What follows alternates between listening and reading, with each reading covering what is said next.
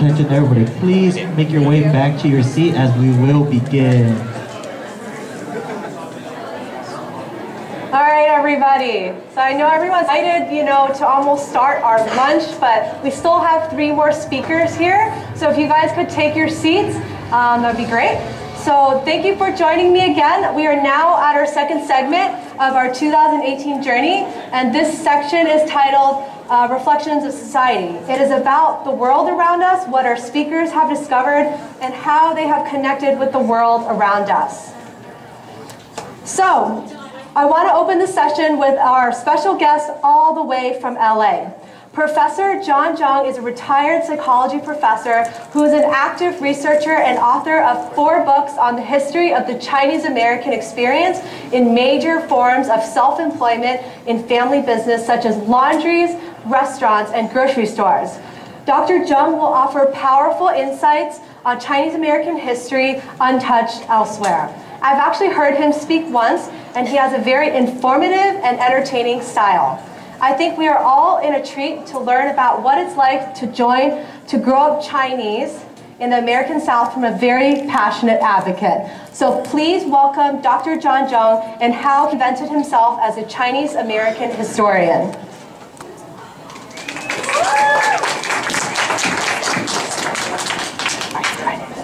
We're not ready. I just make some jokes. Turn it off. We lost the clicker, so I had, just in the nick of time, all right. Which one? Right button. The right button, okay. After teaching psychology for 40 years at a university, I'm used to speaking in 50-minute segments. So my problem is I only have 15 or 20 minutes. So I solve this by speaking 3 times as fast. Or I could cut my material. So probably I'll do a little of that, but just in case I run out of time, maybe I should give the conclusion first and then work from the beginning. Basically, I'm going to tell you about a journey that has taken me over the last decade and ended up writing 5 books and giving over 100 talks about Chinese American history.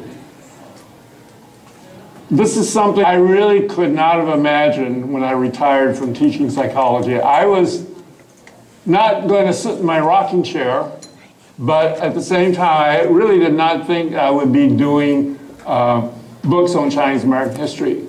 So I want to talk about how I got involved with this and how, when I faced many decisions, challenges, opportunities to get engaged in this, I really hesitated a lot at the beginning. I really was unsure. I had no confidence in doing this at all. I was not experienced. I was not a historian.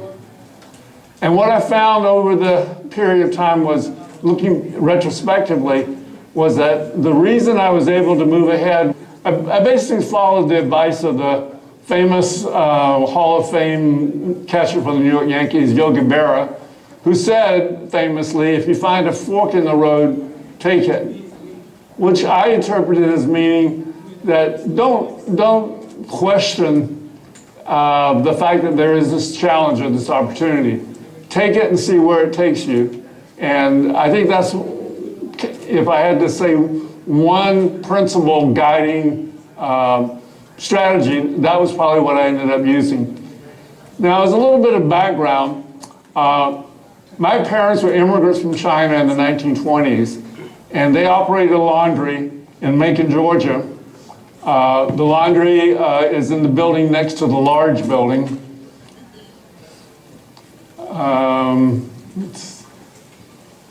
Well, you probably can't see it too well, but let's just say that at the time I was there, we were the only Chinese in the whole city. So it was very difficult for me to really know what it meant to be Chinese, and I knew nothing about the history of Chinese in America. It was only later, after I started working on this, that I found this postcard from 1906, which shows the very same building that my parents ran the laundry in. And archival research shows that there were Chinese in my city of Macon, Georgia, as early as 1885. And so the question is sort of like, how did they get there? And that's part of my journey. Now, Macon was also interesting in terms of Chinese history, Chinese-American history. Madame Chiang Kai-shek came there in 1943 to receive an honorary doctorate. This was the year she came to the United States to speak to Congress to try to get U.S. support for the war effort of China against Japan. And I and my three siblings in the photograph at the bottom right were sort of hauled out as photo op on the occasion of Madame Chiang Kai-shek being there. So that was my sort of first brush, if you will, with Chinese-American history. It turns out that later I did the research and found that Madame Chiang Kai-shek had actually been in Macon as early as 1913, when she was 10 years old. And she was denied admission to the white school in Macon, Georgia.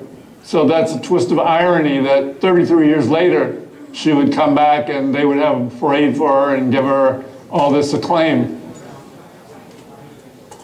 So what happened probably around the early 2000s, I went back and found that the building that the laundry had been in was not only demolished, but it had been replaced by a parking lot. And that was the moment of truth for me. That was when I decided that I should write this story about my family's experiences there.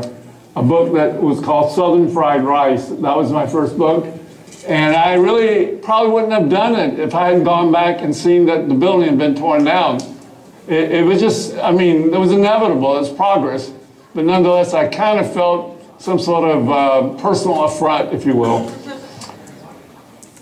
So, in the process of writing that book, I discovered a lot of things about the role and significance of the laundry for Chinese in America that I was totally unaware of. I knew there were several other Chinese in Georgia, some who were relatives who ran laundries. But I had no idea that there were hundreds, if not thousands, of Chinese laundries spread all around the United States. And they became sort of a symbol of the Chinese immigrant and became targets of derision in media. People would write songs about Chinese laundrymen, for example, mocking them. And they would also had very negative views of Chinese.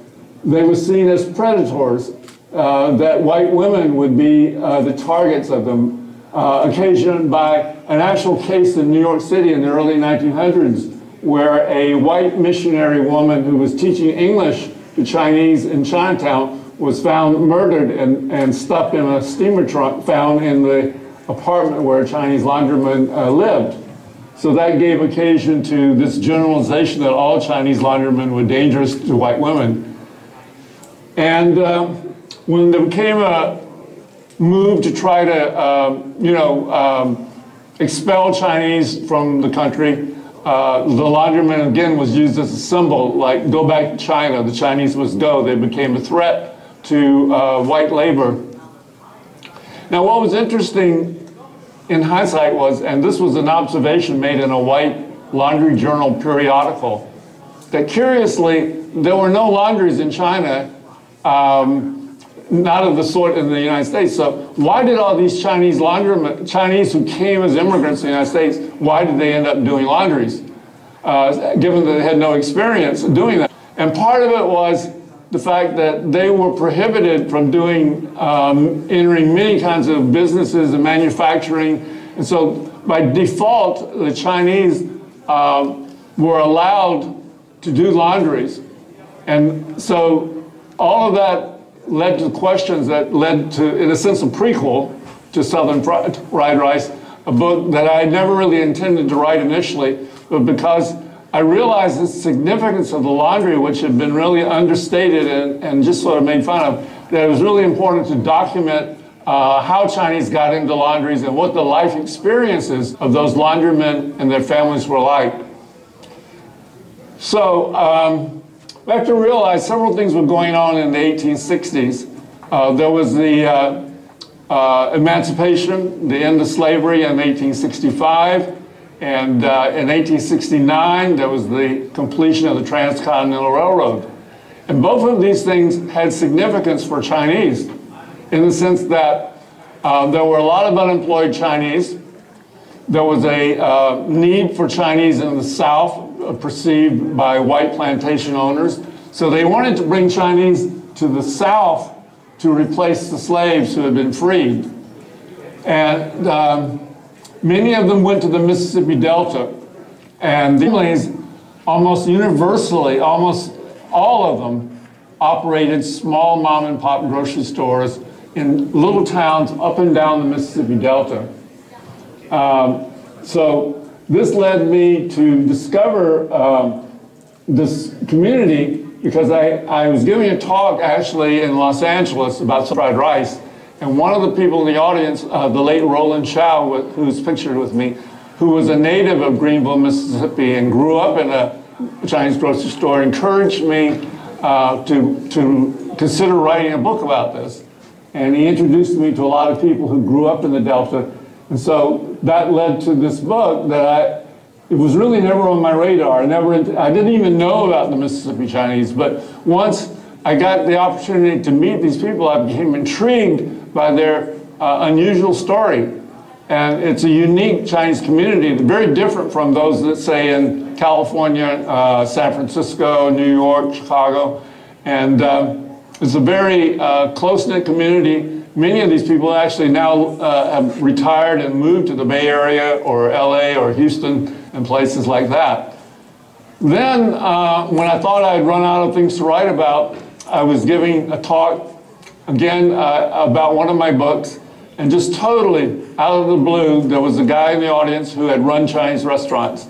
And he literally said to me, look, you've written a book on Chinese laundries, you've written a book on Chinese grocery stores, now you just got to write a book about Chinese restaurants. And I sort of rolled my eyes a little bit, and I sort of thought, well, you know, it's not that easy, that's not how you write books.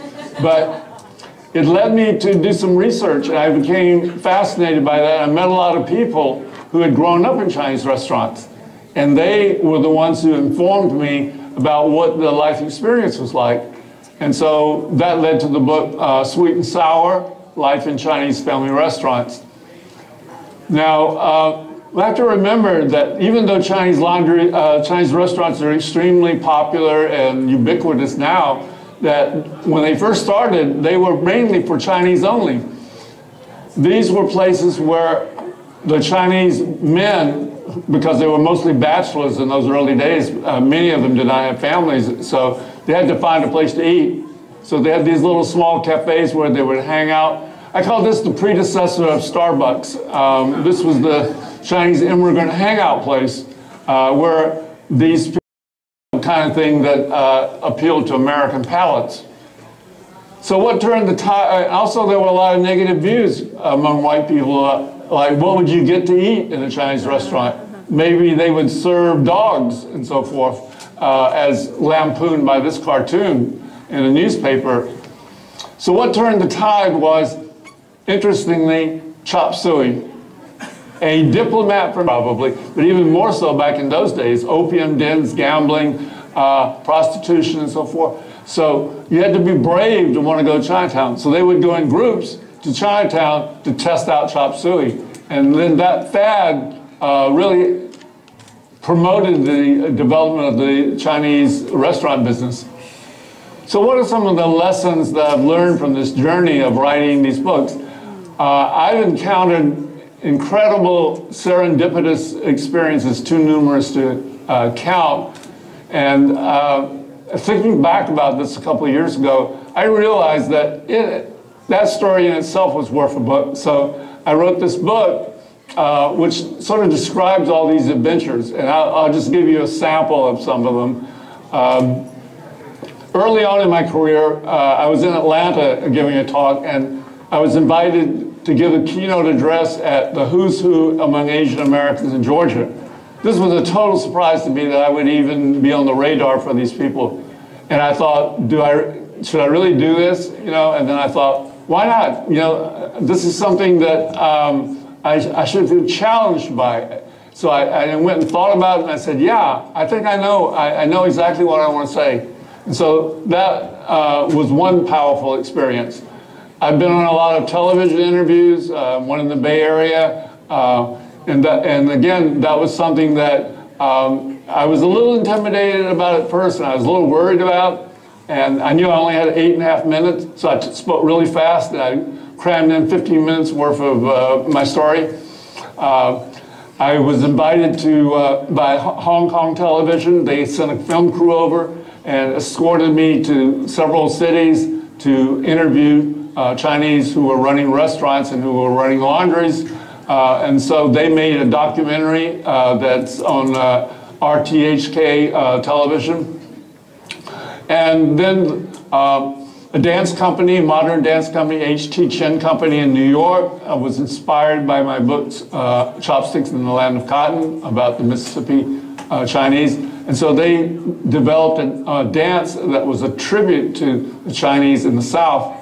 And you could sort of say that I actually got on stage, in a sense, at least as the backdrop.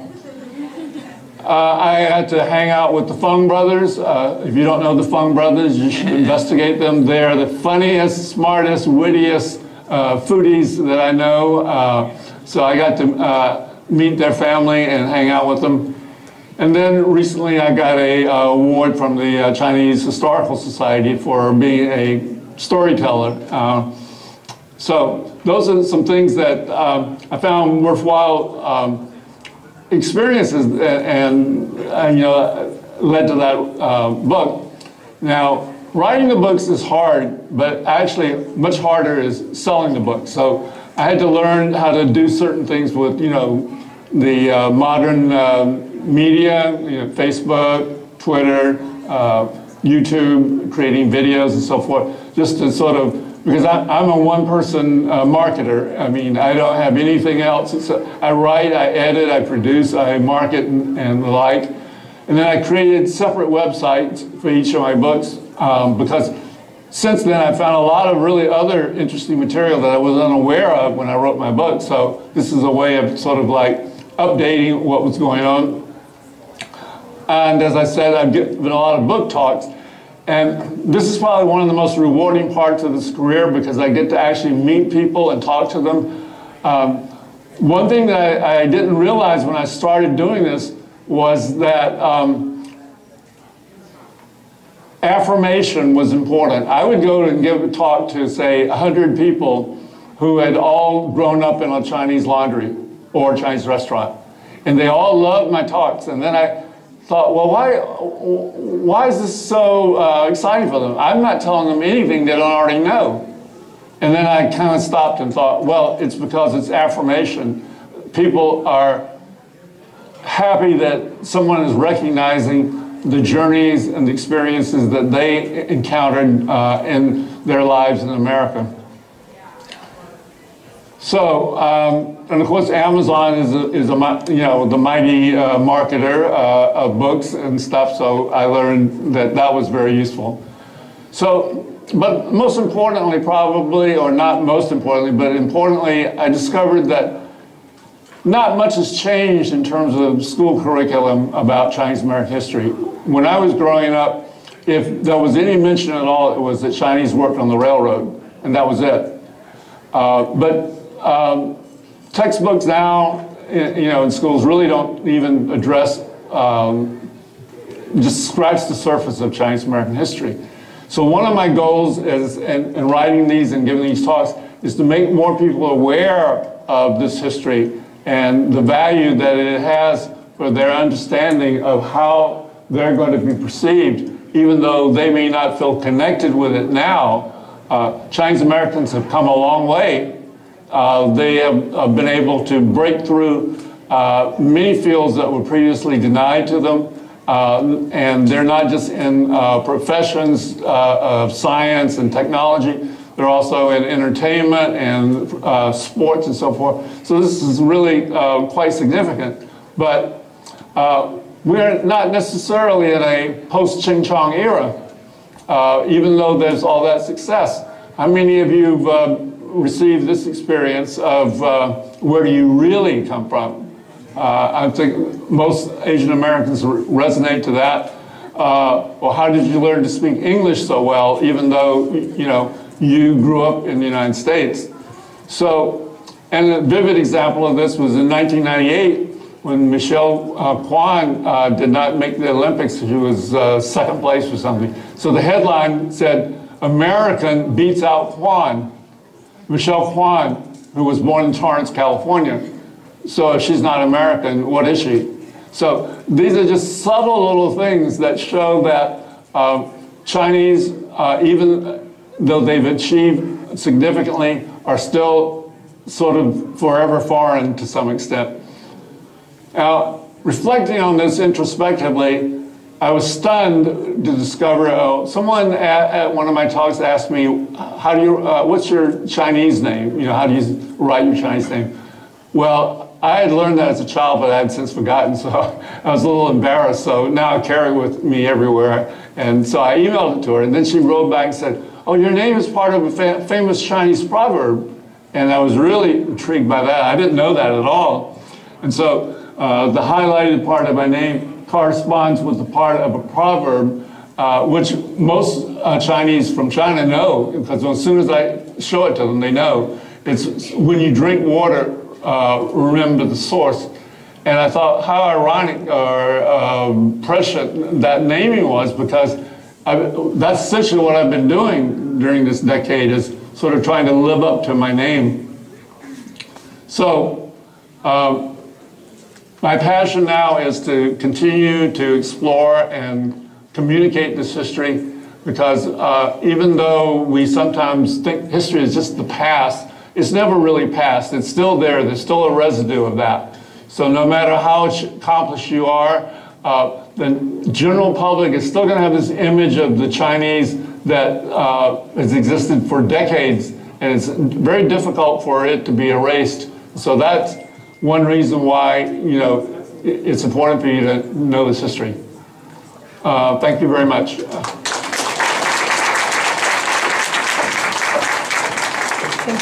Thank you, Dr. John Jung. So if you're interested in getting copies of his book, he will have some display copies over at his table. So you can order through him, or you can talk to him directly. Really friendly guy. All right, so our next speaker is the 2017 Miss Asian Global title holder.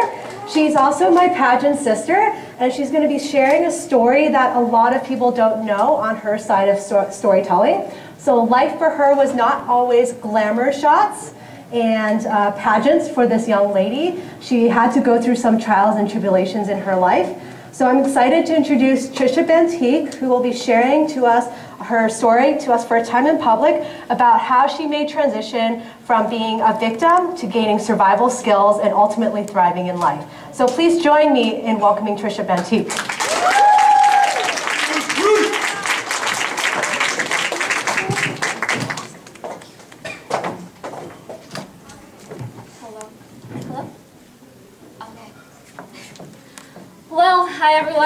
Can everyone hear me? Good? Okay. I can't hear myself. So, thank you so much for being here today. This is a great coming together of the community, and we definitely appreciate it. Yep, that's me. And please forgive me, this is actually my first time formally speaking to an audience like this and about my personal life story. So, what do you think makes you different than those in the same situation or position as you? What made you stronger and say, no, I'm not going to live like this.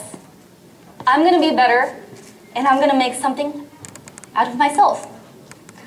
This is probably the most common question I receive from judges during my pageant interviews, or even job interviews. When they learn about my platform or my background, they quickly become interested, intrigued as to why I survived and why I was standing there in front of them. And to be honest, my answer used to always be, I don't know. So from the moment that I took my first breath, I was born through struggle. My mom separated from my dad when I was still little due to domestic abuse, and because of that, she felt the need to run away. When my dad started working overseas in Japan, my mom then saw this as her slim chance to leave. She then got the opportunity to go to the United States through a travel visa, and I was left at the hands of my grandparents in a small province called Pampanga in the Philippines. That's my grandpa, my grandma. And during my childhood, I was quite the adventurous child, to say the least. I loved playing outdoors. I liked playing rough. I was actually a tomboy. As a matter of fact, every single day when I would head off to school in my clean, white, crisp uniform, I would come back home and it would look like I rolled around in dirt and my hair would be all tangled up and everything. But though I was like this did not stop me from being studious. I loved reading and I loved learning about everything and anything.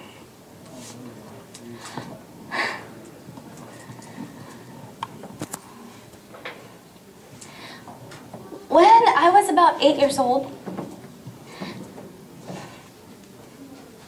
my grandma suddenly passed away, and my whole world shattered. She was the main mother figure in my life, and she just meant everything to me. I was extremely close to her. So because of her death, my aunt, she's standing right there, white jacket, blue,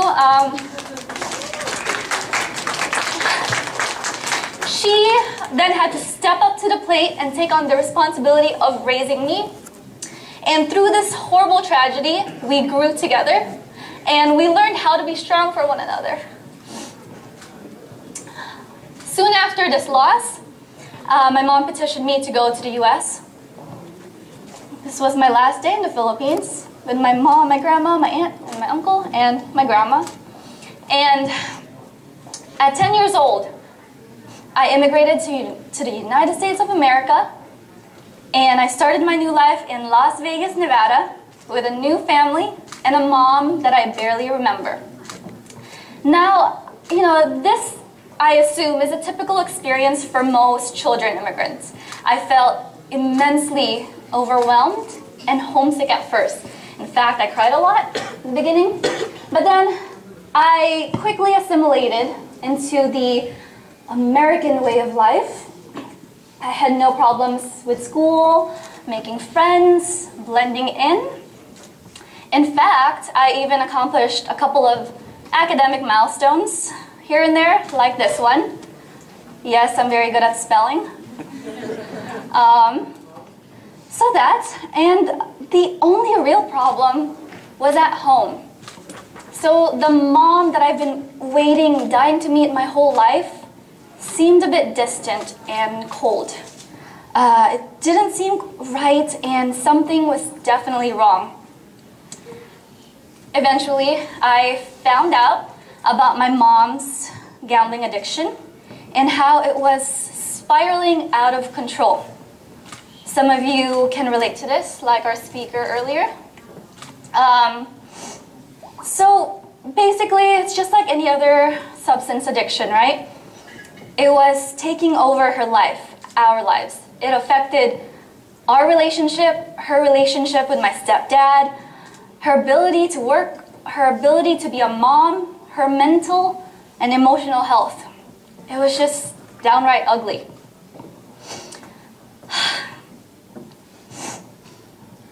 So basically, it came to the point where it would be a common thing for her to take me to the casinos on school nights, and she would use me as an alibi, say we were hanging out, going to the movies, but in reality, she would just hand me a $20 bill to go to the arcades while she gambles away thousands of dollars at the poker table.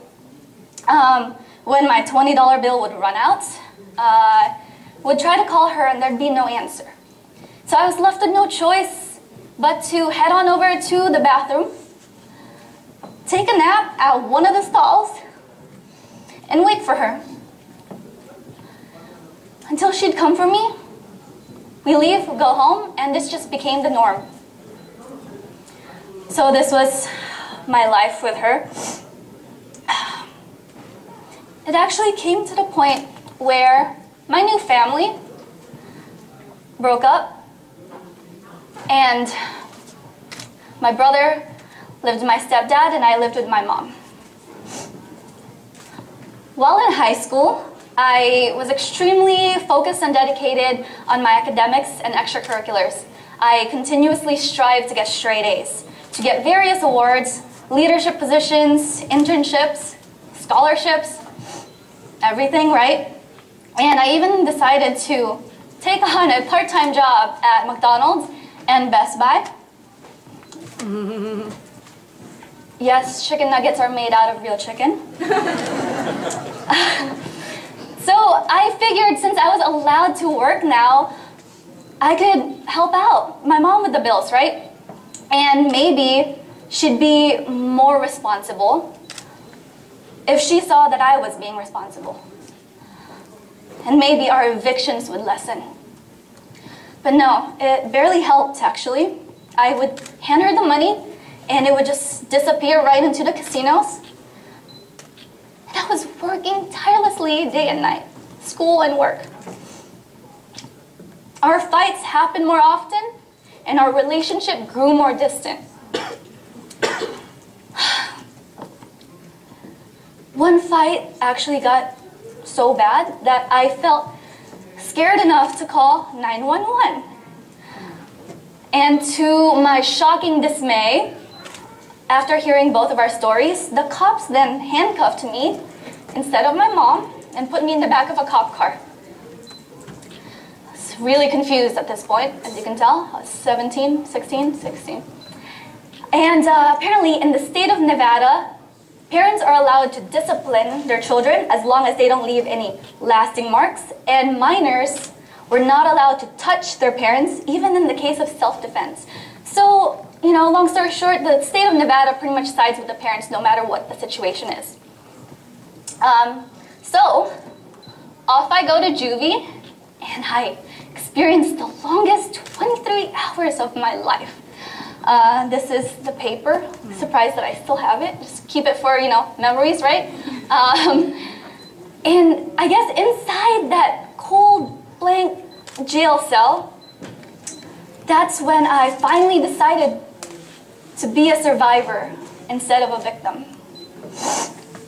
Having experienced injustice and just feeling so helpless made me realize that no one else could help me better than I could help myself. I realized that there was no use to trying to change things that were not in my control, and that I should just focus on things that I could control. Me. Sorry.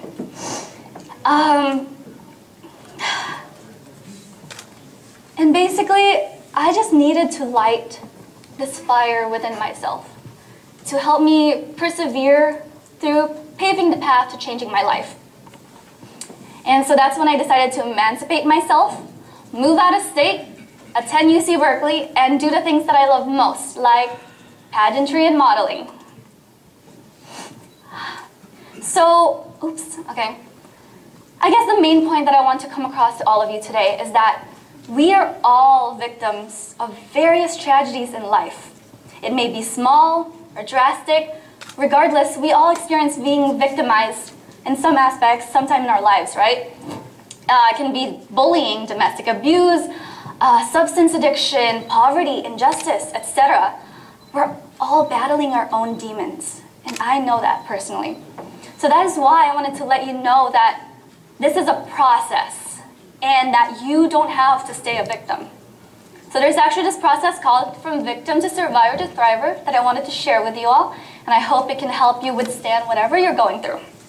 So the victim stage. So this is pretty much when an individual, you, feels as though you are still experiencing the trauma, and it doesn't matter how long ago the actual incident occurred. And the sense of being in this moment penetrates you, your thoughts, your feelings, your behavior. And so you just end up feeling depressed, vulnerable, helpless, everything. The survivor stage. This is when you begin and start to feel confident, to feel strong, and that you know there are resources and choices out there for you. The key realization to this stage is that you know that you have gone through the trauma and that you're indeed outside of it. And once you figure this out, you can then you can start to take control of your own life. You recognize your own potential for change and for growth, and thus you feel less suffering and less pain. The thriver stage, last but not least, this is when you commit yourself to moving forward and to just taking care of yourself, investing in your career, in a love life, friendship. And this is when feelings of strength, self-determination, and resilience start to resonate within you. And now you're happy because no matter what you've gone through, you've grown. And you're now looking towards the future and what's out there for you. So this is a chart. I know our screen is a bit small, which you can't probably read because I can't read that far. But this shows the various experiences that each individual can go through. Very different experiences. And it can show you that it's a process and that no matter where you are, if you just acknowledge it, recognize it, you can move on and make the situation better. So if you look up From Victim to Survivor to Thriver, it's actually online, you'll see it. It just helps you with anything that you're going through. Okay, so now, as I am standing here in front of all of you today, I can most definitely proudly say that I was a victim, I survived, and now I'm presently thriving. I recently graduated from the #1 public university in the world without $80,000 in loans and a degree that I absolutely love. To this date, I have won 3 crowns in all the pageants that I've ventured in. Not easy, lots of talented, beautiful, intelligent girls. So yeah, in the course of 4 years, this is what I've accomplished. And to this date, I'm your Miss Asian Globals. And currently, I am now working on my own startup company called Culinary, which is an app-based platform dedicated towards the pageant industry and formal wear fashion. I have a table over there if you want to check it out. So I have been through hell and back, did what I had to do, moved mountains to be where I am now. And I'm just so happy and so incredibly humbled to be working on something that I'm truly passionate about. But in life, you know, we may encounter many defeats. But remember, we must not be defeated. Our failures, our scars, our weaknesses are all but stepping stones to one day achieving who you want to be as a person and what you want in your life. Be not a product of your circumstances, but instead be a product of your decisions. You know, always look for the opportunity in every adversity. And if there's one thing that I want all of you to take away from today, because I know I talked a lot, is that remember that your current situation is not your final destination. So remember that whatever pain you are going through today will be the strength you will have tomorrow to push you through, just like how I did.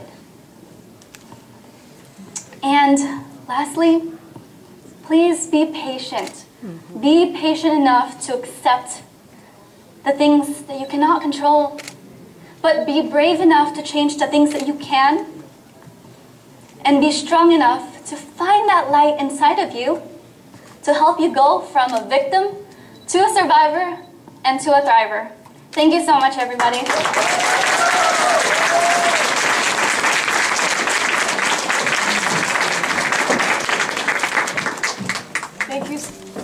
Thank you so much, Trisha.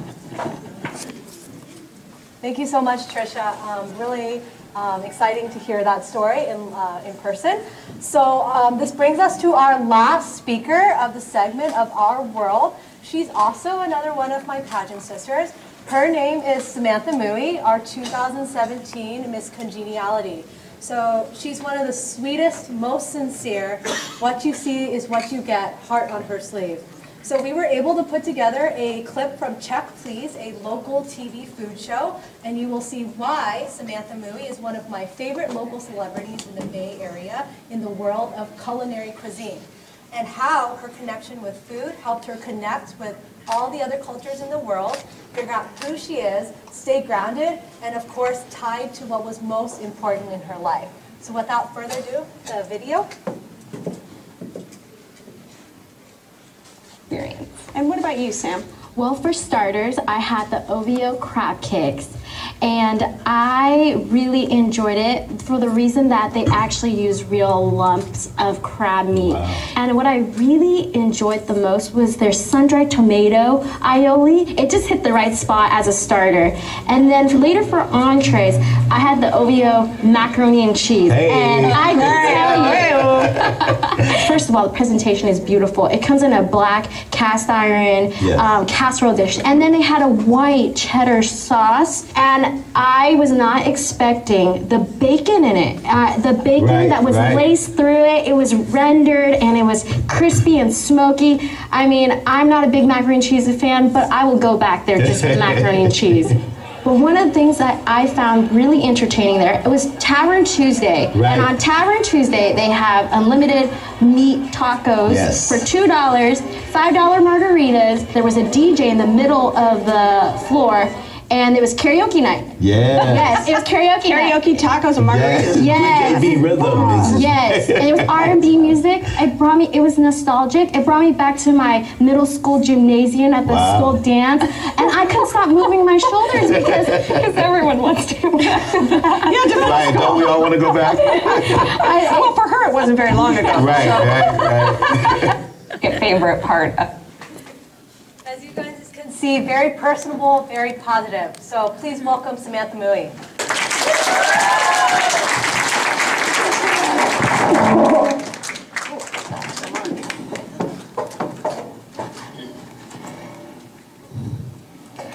I want to first take this opportunity to thank my parents who are in the audience today for loving me in my best and most glorious moments such as this one. But more importantly, showering me with grace and encouragement through my darkest, not so great, and worst moments of my life. My name's Samantha Mui, and I'm your 2017 Miss Asian Congeniality. Upon first glance, some might think that I've always been this cheery, happy-go-lucky type of gal. In some ways, that's quite true, but I can assure you it's not always been the case. There was a time in my life I would chase after fun at any cost. Many high school memories were filled with sneaking out of my house, going to clubs, and partying. I would cut class, forge notes. I constantly lied and stole from department stores. I found myself dating and even hanging out with guys who knew my value, but knew I was the type of girl who didn't know my worth. And you can guess how that could go. I also got into multiple fights, as well as getting jumped twice by the same girls who were twice my size, both times in broad daylight. And I found myself in situations where I was even held at gunpoint by 2 cars filled with police officers. These are just some examples and experiences you can gather about what I used to get myself into. But at 19, something changed. I had hit rock bottom. In the same year, I accepted Jesus as my Lord and Savior. During my faith journey, I began to ask myself, who was I and what did I like doing? Because for a long time, my identity was found in what others thought of me, and never did I take the time to truly understand myself as a person. As you can gather, of all the stuff I got into during high school, I never even applied to university. So feeling like I was at the bottom of the food chain, and hating community college, I decided to go to culinary school. It was in culinary school where my passion for food sparked exponentially. It was also in culinary school where I learned to take risk in a positive way. Though I never completed my culinary degree, and in fact, I am what you would call a culinary dropout.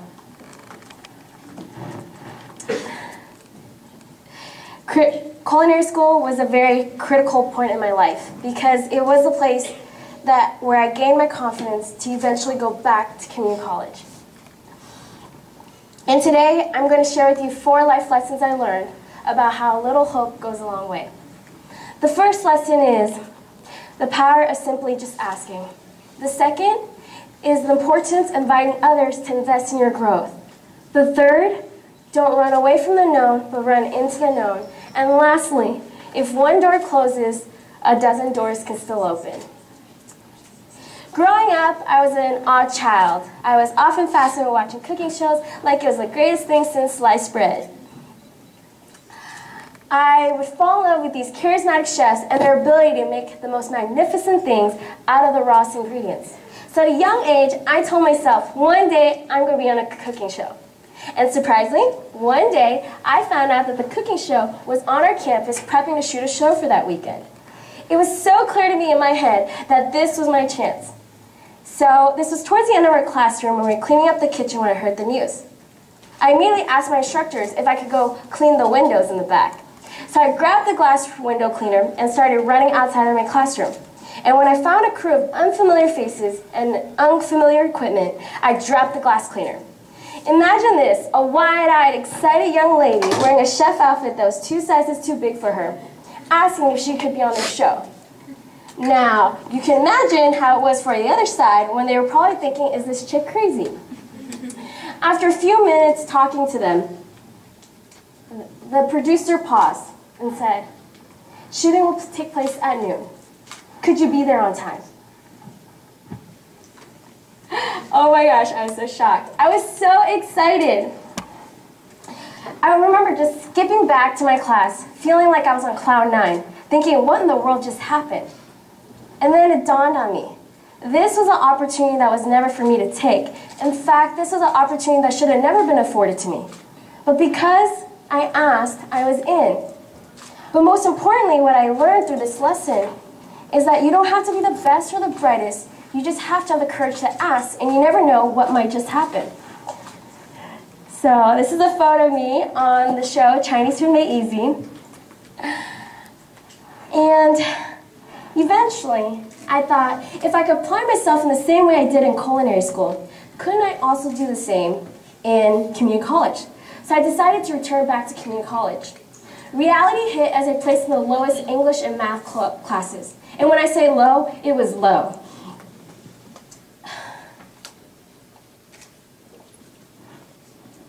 Excuse me. I'll never forget this one time when I asked one of the mission counselors at school, hey, how long do you think I'll be sticking around here for? And he said, hey, based on your learning, it's going to take you 5 years to transfer to university. I was crushed. It was the most humbling time in my life as I had to reconcile a lot of doubts, insecurities, and fears that plagued my heart and mind. But again, a little hope goes a long way.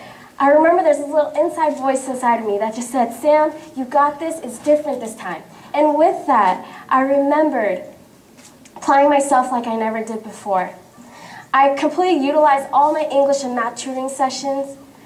I kid you not, you guys, I read this book called How to Study because I simply just didn't know how to study. During this time, I was developing so many great relationships with my mentors and my friends that I would be so grateful that I would send these long emails and long letters to my instructors and their supervisors of telling them how their role critically impacted my life. Unbeknownst to me, other instructors started taking personal attention and helping me. They would send me random emails about applying for scholarships, and I even received a few. Because I was placed in a grant-funded program, in just a year and a half, I was able to fast-track out to transfer to a small private university called Vanguard.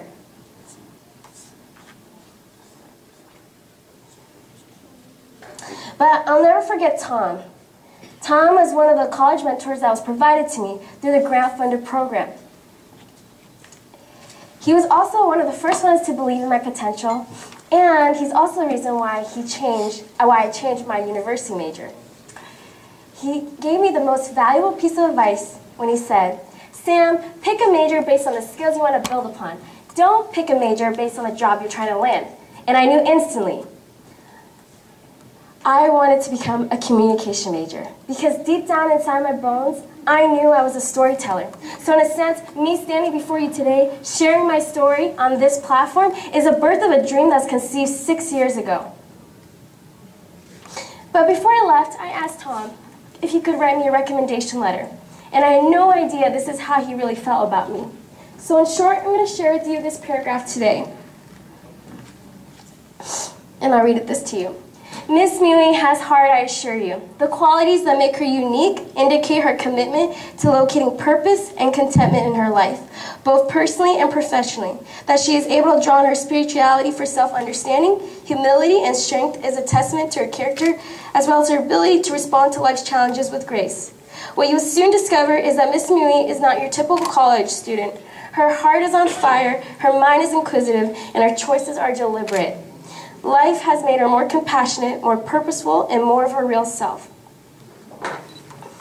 Now you guys know I get so ooey and gooey inside every time I read this letter. I was 21 at the time, and I felt like I was rebuilding my whole life all over again from square one. At the core of myself, I knew that there was hope. But what Tom did for me was that he was able to see these qualities inside of me and able to connect these dots and see this bigger picture.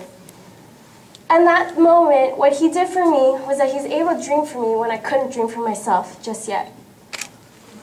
And from relationships like Tom and my other mentors in this specific time in my life, I learned that you always need to have people who will invest in your growth.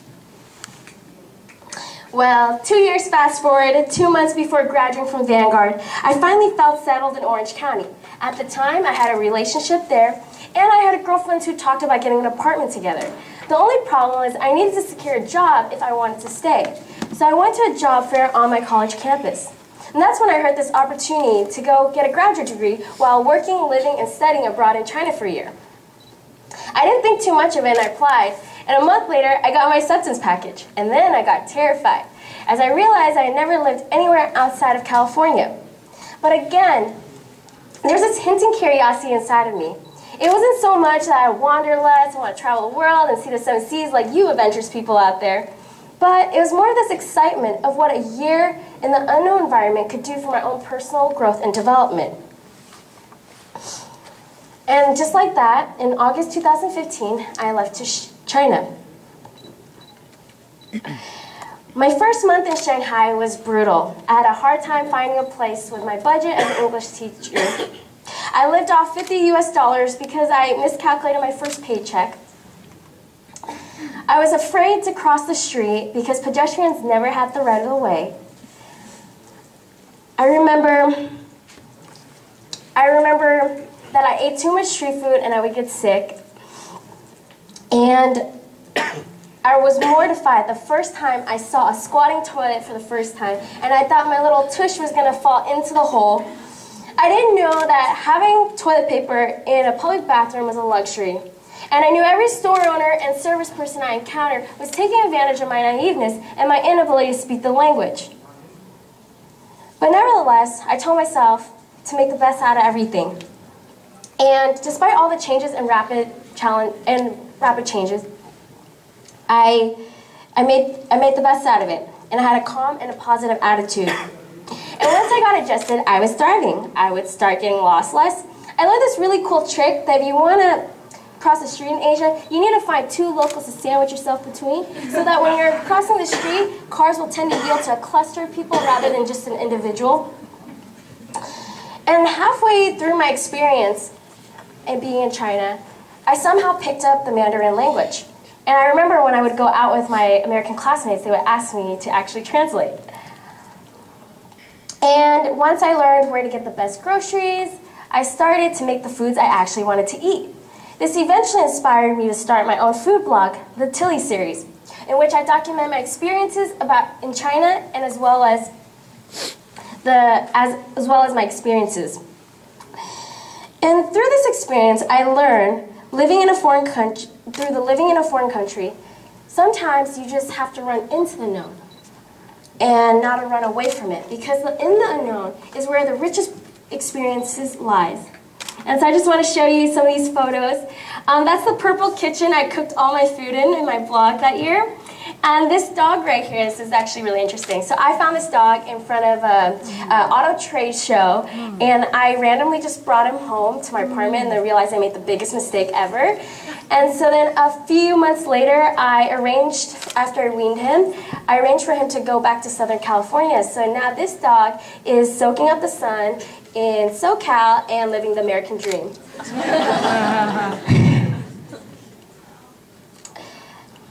A year in China was quickly coming to an end. I felt like I had overcome so many mountains at this point in my life.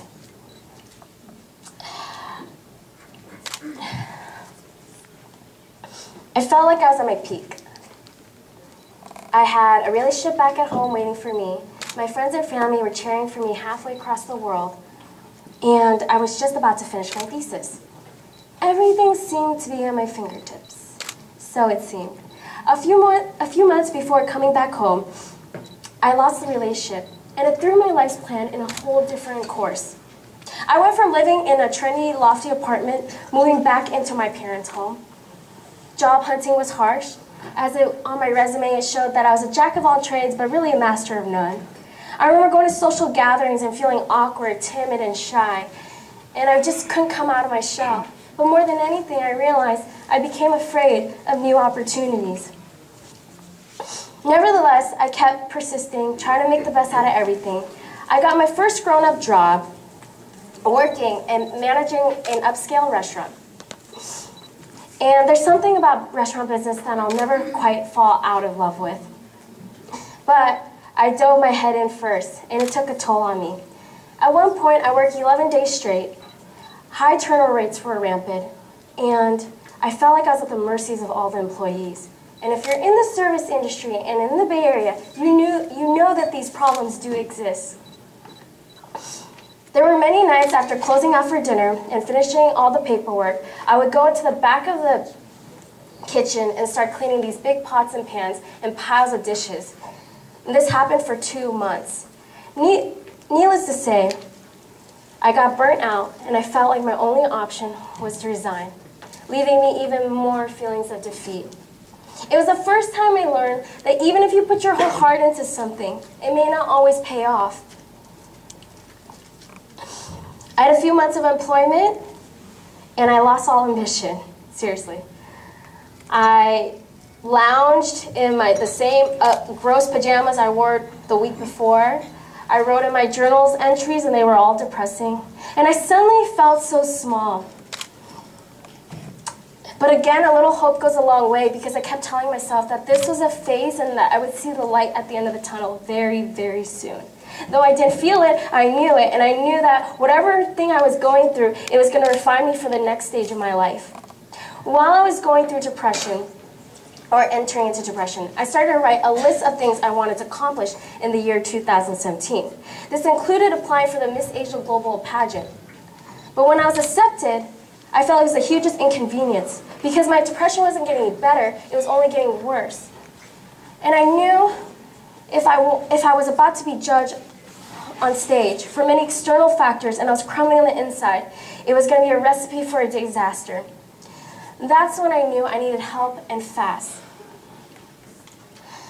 And that's simultaneously while I was in the pageant, I was actually seeking for counseling. Slowly, being in the pageant allowed me to relate to human beings again. The friendships that I gained were so uplifting, it's really hard to explain unless you were really there to witness it. I'm happy to say I no longer wake up with this cloud waving over my head, but I'm excited every morning of the new adventures that await me. Recently, I was reading back at my 2017 bucket list, and I noticed that even in my depression, I was able to cross off many things off my list. Aside from the pageant, I wrote that I wanted to be on my favorite show, Check Please, which you guys saw earlier. And this time, I got more than a tagline and phrase. And because of my past, I wrote that I also wanted to have opportunities to mentor young ladies who are trying to find their placing in this world. And a year and a half ago, unexpectedly, I became a life group leader to these girls. I also graduated my master's in international studies. And this is me on the day of with my dad, who's my loyal supporter and my biggest fan from day one. And of course, being crowned as Miss Asian Congeniality back in August. But I want to share with you why this was such a satisfying moment for myself. While I was going through depression, I remember I was very self-deprecating, very mean to myself. I was also very illogical. I started to question myself whether or not I'd really changed from the girl back in high school. And when my name was called, I felt like it was affirmation from my peers that no, girl, you really have changed. And so that meant the world to me.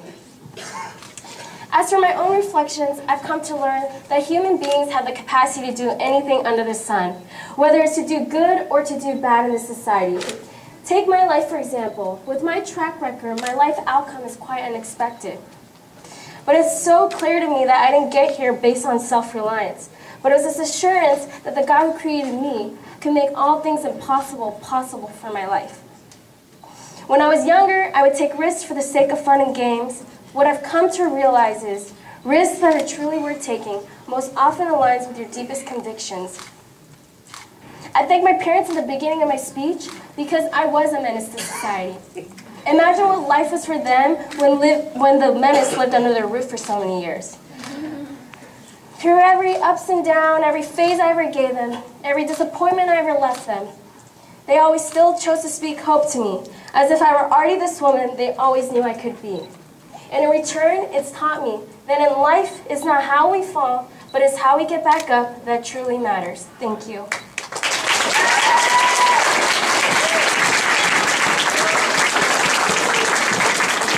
Thank you so much, Sam. It's great to hear your story up here. And didn't you guys enjoy that? Yeah.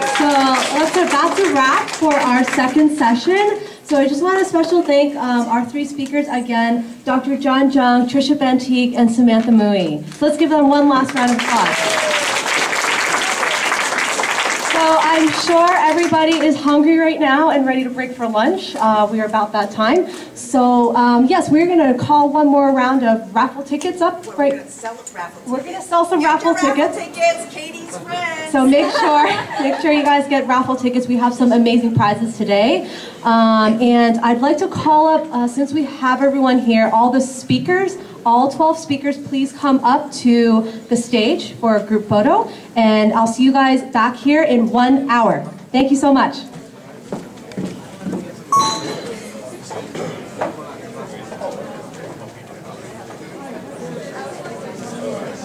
Yeah.